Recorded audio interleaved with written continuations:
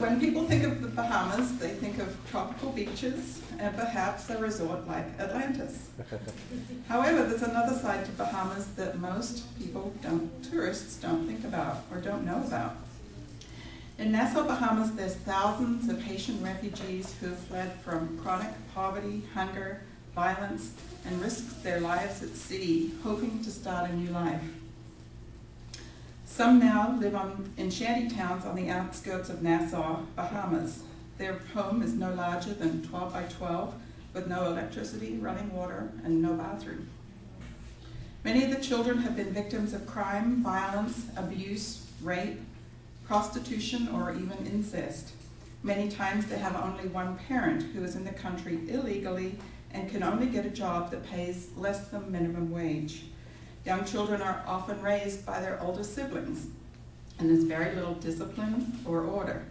The Bahamian government provides little help for this growing population.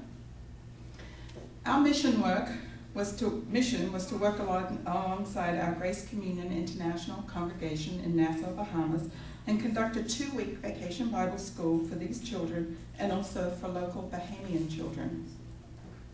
We had 8 people from Newlife in our team and 10 from other GCI congregations around the United States. We joined alongside about 12 Bahamians.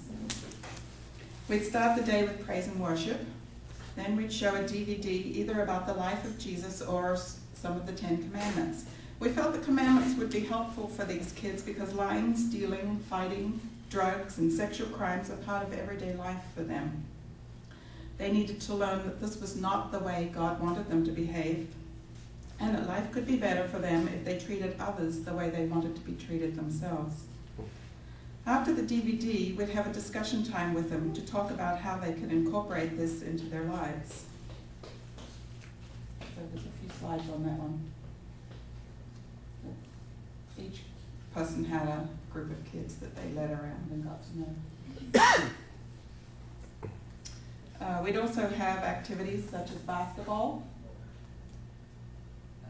It's coming.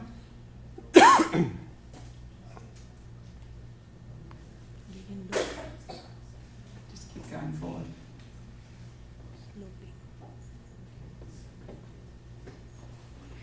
There we go.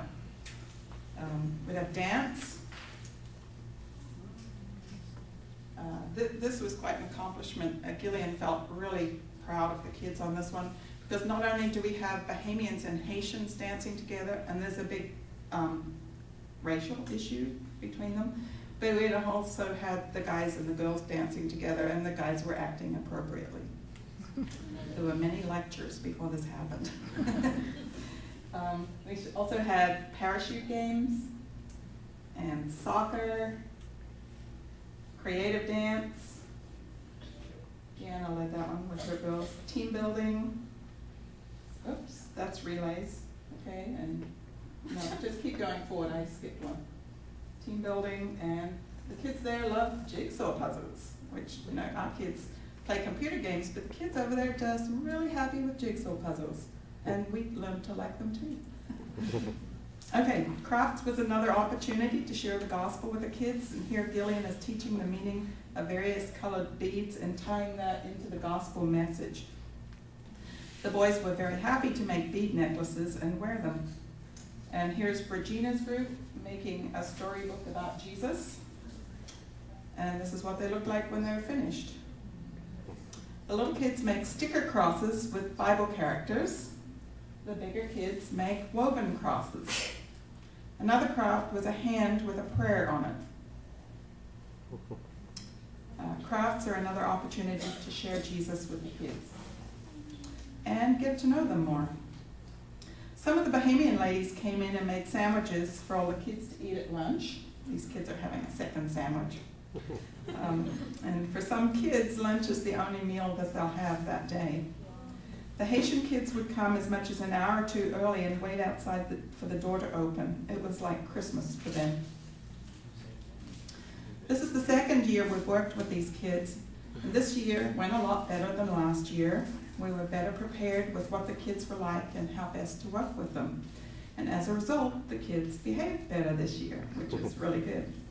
In a discussion I had with the pastor and Gillian about whether we, Great Commission troops, should return to help next year, we realized that the Bahamians don't yet have enough people trained to do it. They still need us to help. So we said we would return again next year. And so I'd like to thank you, congregation, for your support in prayers and finances in supporting the people from this congregation that went, and now you'll hear more from them.